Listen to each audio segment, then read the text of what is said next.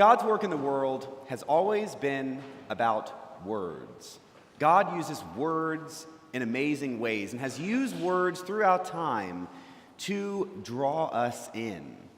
Today in our gospel lesson, we are in chapter 5 of Luke's gospel. Already in chapter 5 of Luke's gospel, Jesus has begun to draw a crowd.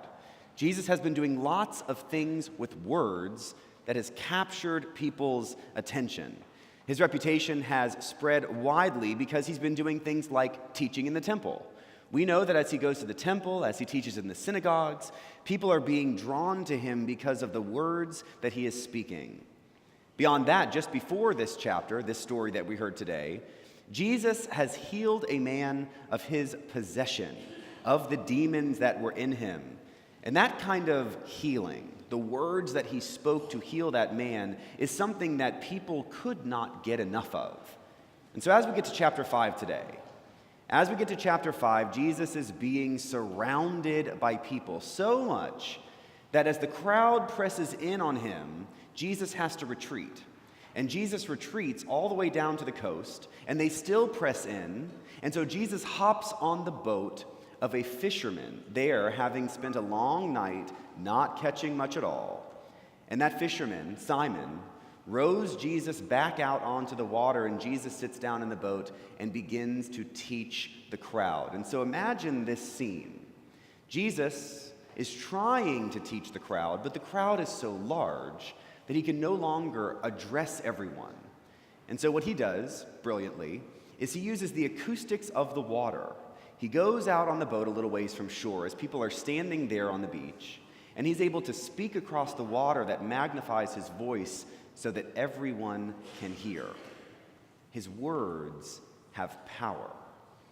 So I was thinking about how words have power this week. And I was thinking about testimonials.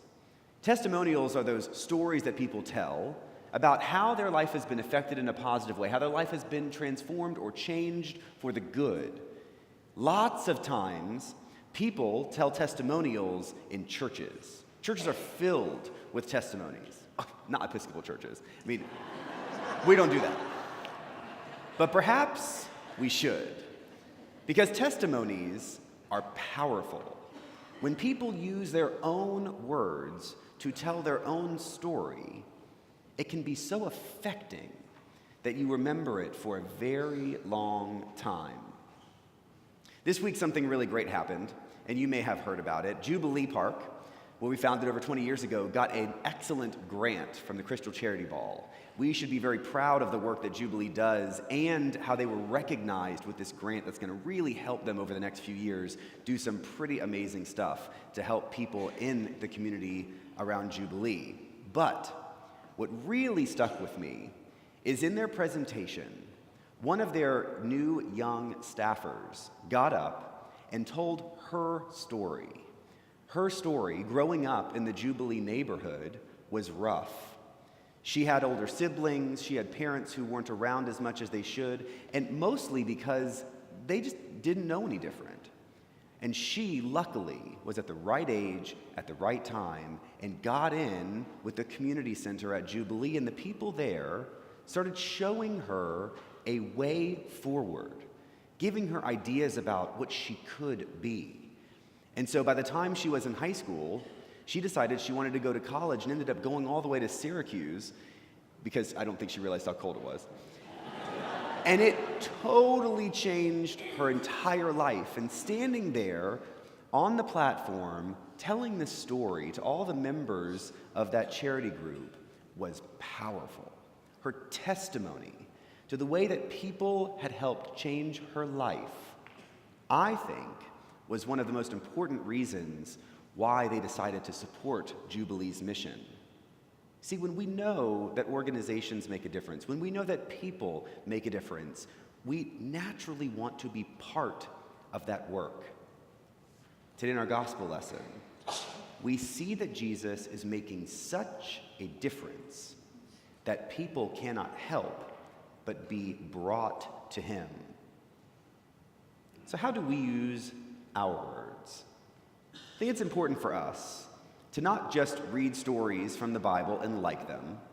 It's also important that we don't hear stories about other people doing things like that today and like those stories, but instead claim that we have stories too. Claim that we have power in the words that we can tell other people that could show them an opportunity to change and transform their life as well. Jesus uses words to bring people into him. Jesus often, in the Bible, will ask someone for something in order to kind of get an in with them. We see that multiple times. Today, Jesus is on the boat, and he's taught the crowds, and he turns to Simon, who is exhausted. He said he's been fishing all night and not done anything. And he says, why don't you just throw your nets over again? And can you imagine this? Professional fishermen who have not really had a good night. This random guy who's sitting in their boat says, try again. Well, it's not the right time of day. They've already been trying for hours. Okay, strange man, we'll throw our nets over again. And when they do, they are overwhelmed. Jesus makes a little ask. Hey, just why don't you throw your nets over again? And when they do, they are now connected in a real way that allows Jesus to make an even bigger ask. Why don't you leave those nets behind? Why don't you leave your boats behind? Why don't you leave your life behind and follow me? Now, had he just said, follow me, they would have totally ignored him, right? That doesn't make any sense. I don't even know what you're saying. But the fact that he used his words with a little ask, and they saw his power, they were able then to turn and leave and follow. We see this over and over again with Jesus. The one story that came to my mind was the woman at the well. Jesus walks up and doesn't simply speak to her first about her. He asks for a drink of water. Can you get me some water? And so she draws him water, and then Jesus starts telling her everything about herself. That kind of ask connects people. And it's a model we can use too, because we have the power to actually connect people to a life beyond themselves. There is a video I wish I could show you, because I love videos. I have been thinking if we installed a screen that dropped down out of the ceiling. Yeah? No? Just kidding. No, I like my job. I'm not going to install a screen in the church. I'm going to have it come out of the floor instead. No. I wish, though, I could show you this video about two neighbors who have a misunderstanding with their words. One neighbor is at home, just tending his garden, working in the yard, and his other neighbor pulls up in the driveway next to him, and the neighbor who's tending the yard says, it kind of thinks, you hear his mind say, you know, he's getting home from church. He comes home from church every Sunday, but he's never asked me to go to church with him. And as the neighbor pulls up, you hear in his mind, I wonder if he'd like to come over for lunch. And so he gets out of his car and he starts walking across the yard, and the neighbor working in the yard is thinking, oh, maybe today's the day. Maybe today's the day he's going to ask me to go to church with him. The neighbor who's walking across, having come from church, says, hey, neighbor. He said, hello. And he says, would you like to come? And the neighbor says, to church? And the guy said, to eat lunch. Wait, what? You want to go to church? No. And the guy said, no, I don't want to go to church. I want to eat lunch. No, well, you want... I thought you just said church. No, I said church. No, church, lunch. What? And what's funny about this video is that it's probably most of us. We go to church, and we like church. We like being here. We like the people that we see when we're here, and then we go home. Somebody knows that we've been to church. Somebody knows this is important to you. And that person also knows you've never asked them to go with you. And so, how many people might know that this kind of discipleship life, being Christian, being a part of this church, matters to you enough that you actually want them to come with you? You see, those are easy words. It's a very easy thing to do. And yet inviting someone to come with you somewhere that matters to you has such profound power.